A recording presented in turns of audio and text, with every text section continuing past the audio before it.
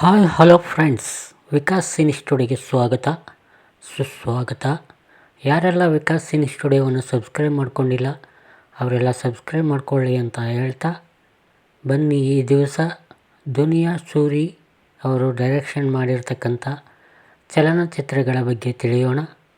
ಮೊದಲನೆಯದಾಗಿ ದುನಿಯಾ 2007ರಲ್ಲಿ ತೆರೆಕಂಡು block buster ಹಿಟ್ಟಾಯಿತು. ಎರಡನೇ ಚಿತ್ರ ಇಂತಿ ನಿನ್ನ ಪ್ರೀತಿಯ 2008ರಲ್ಲಿ ತೆರೆಕಂಡು ಆ್ಯಾವ್ರೇಜ್ ಆಯಿತು.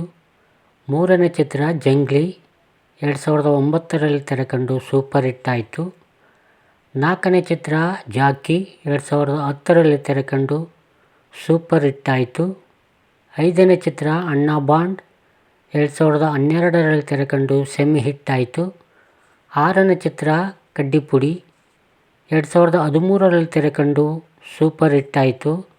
ಏಳನೇ ಚಿತ್ರ ಕೆಂಡಸಂಪಿಗೆ 2015ರಲ್ಲಿ ತೆರೆಕಂಡು ಸೂಪರ್ ಹಿಟ್ ಆಯಿತು. ಎಂಟನೇ ಚಿತ್ರ ದೊಡ್ಡ ಮನೆ ಹುಡುಗ 2016ರಲ್ಲಿ ತೆರೆಕಂಡು ಸೂಪರ್ ಹಿಟ್ ಆಯಿತು. ಒಂಬತ್ತನೇ ಚಿತ್ರ ಟಗರು 2018ರಲ್ಲಿ ತೆರೆಕಂಡು ಬ್ಲಾಕ್ ಬಸ್ಟರ್ ಹಿಟ್ ಆಯಿತು. ಹತ್ತನೇ ಚಿತ್ರ ಪಾಪ್ಕಾರ್ನ್ ಮಂಕಿ ಟೈಗರ್ 2020ರಲ್ಲಿ ತೆರೆಕಂಡು ಆ್ಯಾವ್ರೇಜ್ ಆಯಿತು. 11ನೇ ಚಿತ್ರ ಬ್ಯಾಡ್ ಮ್ಯಾನರ್ಸ್ 2023ರಲ್ಲಿ ತೆರೆಕಂಡು ಸೆಮಿ ಹಿಟ್ ಆಯಿತು. ಇವರ 12ನೇ ಚಿತ್ರ ಕಾಗೆ ಬಂಗಾರ ಪಾರ್ಟ್ 1 ಇವರ ಅಪ್ಕಮಿಂಗ್ ಮೂವಿಯಾಗಿದೆ.